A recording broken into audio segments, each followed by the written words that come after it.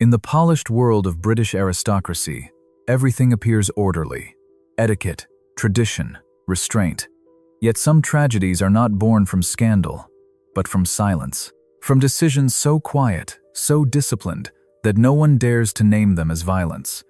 Two sisters lived their lives in the shadow of Diana. Not as victims, not as villains, but as silent components of a story that has long been told incorrectly. Because the cruelest irony is this: Lady Sarah was the one who brought Diana into the orbit of the man who would ultimately destroy her life, like a hand opening a door and stepping back, as if the consequences no longer belonged to her. And Lady Jane was the one who stood closest to Diana as she began to disappear inside the palace, not physically, but in the way people vanish when their voice no longer matters. Sarah and Jane came from the same childhood, the same house, the same aristocratic system that trains women to restrain themselves, to endure, to become smaller than their pain. Yet they chose radically different paths to survive within it. Sarah, the uncontrollable one, who spoke too much and paid the price. Jane, the controlled one, who spoke too little and paid a different price. Not in public disgrace, but in a silence that feels like judgment. And here lies the core of this story. Not in what Diana did, but in what happened around her when she began to ask for help. Because when a sister reaches out and the response is not rejection but silence, that is not coincidence, it is choice. A choice between blood and crown, between human loyalty and institutional obedience, between what one feels and what one has been trained to protect. This is not a fairy tale and not a romantic tragedy. It is a psychological investigation into how family bonds fracture when they are replaced by institutions, and how betrayal does not always arrive with a knife. Sometimes betrayal is a look that turns away, a phone call never returned, a door that remains closed. This story is about that kind of betrayal, the kind that leaves no fingerprints, only consequences. Sarah Spencer learned early that control in her family never came from within. It was imposed from the outside, through expectation, through scrutiny, through an unspoken hierarchy in which women were expected to function, not to feel. As the eldest daughter, she was the first to absorb this pressure and the first to fracture under it. Not quietly, but visibly. Where others learned to adapt, Sarah developed a form of honesty that aristocratic systems treat as a threat. She spoke when silence was required. She exposed cracks where composure was demanded. Her rebellion was not freedom.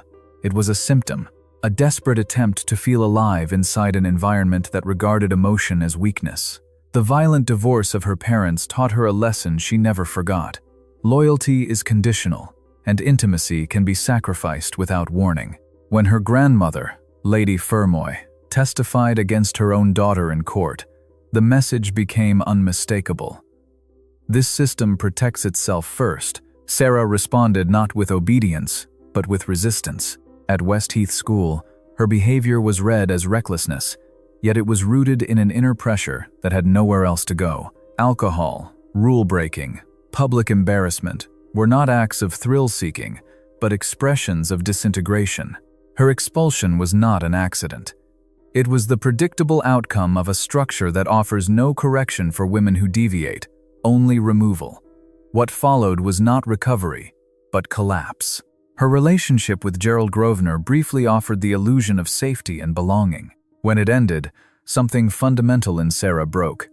The eating disorder that followed was not isolated illness, but a form of control in a life that had become unmanageable. Then Charles entered her life, not by chance, but at precisely the wrong moment. For Sarah, he was less a man than a symbol, proximity to power, re-entry into a world that had already rejected her. When she spoke openly, when she failed to obey the code of discretion, the system responded as it always does.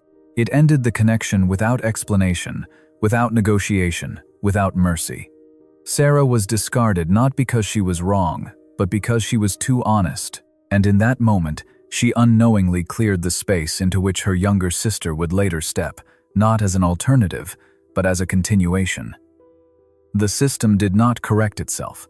It repeated its pattern. Jane Spencer grew up in the same house, heard the same arguments, witnessed the same fractures in her parents' marriage, Yet she drew an entirely different conclusion from them. Where Sarah broke against injustice, Jane began to calculate. She watched, she absorbed, and she arrived at a rule that would govern her life. Survival requires invisibility, not weakness, not truth, not emotional exposure. Jane understood early that the aristocratic system does not reward those who suffer, but those who perform. At school, she was not defiant, but impeccable. Disciplined, academically precise, controlled. Order became her language, structure her shield. While Sarah resisted the system, Jane chose to enter it.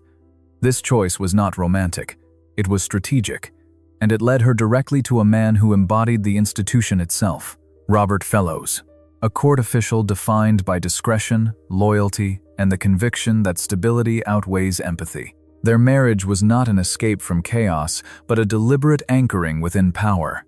With it, Jane did not simply become a wife, she became a function. Her life aligned itself with the needs of the crown. And with each step in her husband's ascent, the space for personal emotion narrowed further. When Robert Fellows became private secretary to the Queen, Jane reached a point where proximity to power demanded absolute self-regulation. Words became liabilities. Feelings became risks. Family became a complication. It was during this period that Diana began to unravel. Not suddenly, but gradually. She spoke of isolation, of pressure, of being watched and replaced. Jane listened.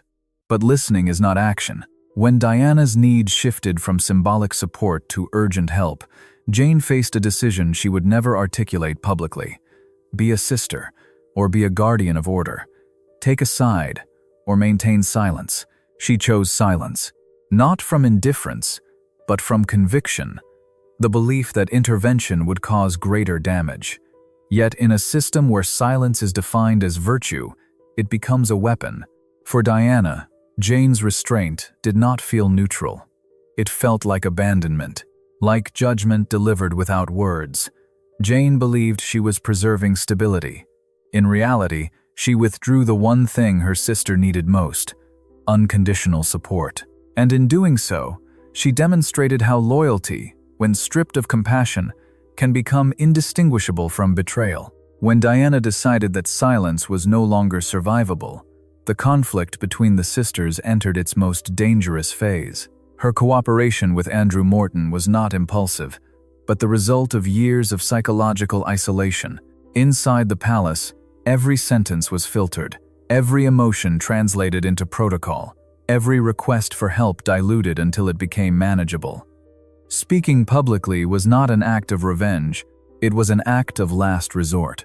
For Diana, truth was no longer a weapon, it was oxygen. For Jane, however, this decision represented a direct threat to the order she had spent her life protecting. The publication of the book in 1992 struck the inner circle of the monarchy like an earthquake, not because Diana described suffering, but because she violated the most sacred rule of the institution: discretion. Jane understood immediately what this meant for her husband. Robert Fellows now stood at the epicenter of a crisis that was not merely personal, but constitutional in nature. Diana had crossed a line that could not be erased. In that moment, silence ceased to be passive. It became positioning. Jane did not publicly condemn Diana, but she did not defend her either. This apparent neutrality was not the absence of choice, it was its final form. For Diana, this was the moment of recognition. Blood was no longer protection. Family loyalty dissolved the instant it collided with institutional survival. The Panorama interview in 1995 widened the fracture beyond repair. Diana no longer spoke indirectly. She named the pressure, the control, the emotional erosion she had endured. Jane remained silent once again. To the public, this restraint appeared dignified. To Diana, it felt like abandonment. Within her inner circle, the conviction took hold that Jane was not merely distant, but deliberately disengaging in order to shield the system she served. Whether this perception was entirely accurate is irrelevant to its psychological impact. What matters is how it was experienced. Silence was no longer read as caution, but as rejection. As a quiet refusal to stand beside her. In this phase, Trust did not collapse with noise, but with absence. The final belief that family might override institution disintegrated. Diana was left alone, surrounded by observers, managed by structures, and separated from those who might have intervened. This was the moment when silence stopped being protective and became complicit, not because it intended harm, but because it allowed harm to continue without resistance. The night in Paris was not an abrupt ending, but the brutal conclusion of a process that had begun years earlier. When the news of the crash reached them, every structure of distance, protocol, and institutional composure collapsed at once. For a brief moment, there were no roles, no titles, no loyalties to manage. There was only the irreversible fact that a sister was dead. Sarah and Jane flew to Paris, not as extensions of the crown, but as women forced into recognition. The silence of that flight carried more weight than years of carefully managed restraint. No conversation could contain what began to surface. The late understanding that protection through silence had been an illusion. In Paris, far from palace walls and ceremonial distance, the crown lost all meaning. What lay before them was not a problem to be managed, not a liability to be contained, but a lifeless body. Diana was no longer the disruptive figure, no longer the destabilizing presence, no longer the subject of institutional anxiety. She was simply their youngest sister, and that realization struck with a force that no discipline could soften. Sarah, who had once opened the door, now confronted the end of a chain of decisions no one had interrupted in time. Jane, who had believed for years that restraint could prevent damage, was forced to face the truth that silence saves no one. In that moment, loyalty lost its justification. What remained was guilt without accusation.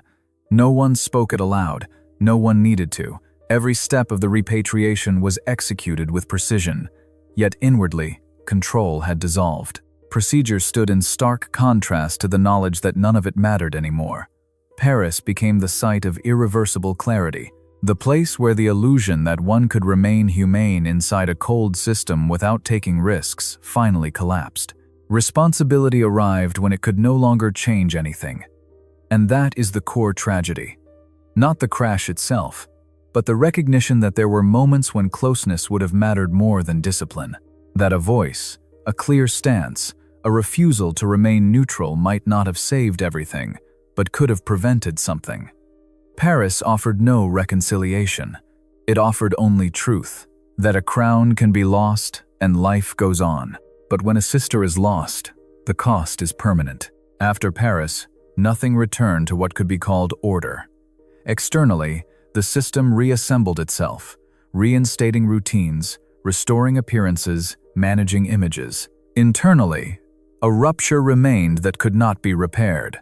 For Sarah and Jane, Diana's death was not closure, but fixation, a moment that retroactively infused every earlier decision with meaning. What had once appeared as caution, discipline, or responsibility now revealed itself differently, not as protection, but as renunciation, not as loyalty, but as the absence of courage. Sarah had learned early that honesty is punished, and she paid the price publicly. Jane learned that silence is rewarded, and she perfected it. Yet in the end, both strategies led to the same outcome. Diana was left alone. The concept of silent betrayal does not describe malice. It describes a posture, a form of adaptation that presents itself as morally neutral while producing destructive consequences. Jane did not betray her sister through words or actions, but through consistent omission, through unwavering allegiance to an order that tolerates human closeness only when it poses no risk. Sarah, in contrast, did not betray Diana through calculation, but through an early decision whose consequences she could not foresee. Introducing Diana into a world that had already wounded her was not an act of cruelty, but of misjudgment. Both sisters acted from conviction, and that is the true indictment of this story. Not of individuals, but of an environment that forces women to choose between identity and belonging. Diana chose to speak. Sarah chose to open the door too early. Jane chose to remain silent. None of these choices were free. All were shaped by a system that treats emotion as disruption and closeness as threat. There is no moral victor at the end of this story. only 3 women who selected different survival strategies, and a cost that exceeded any title, any position, any form of loyalty. Silent betrayal is rarely loud. It leaves no obvious perpetrators. It requires no public condemnation. It arises where people believe that doing nothing is safer than acting. And for that very reason, it is so dangerous. Because it leaves behind no resolution, only absence, and a truth that reveals itself only when there is no one left to save.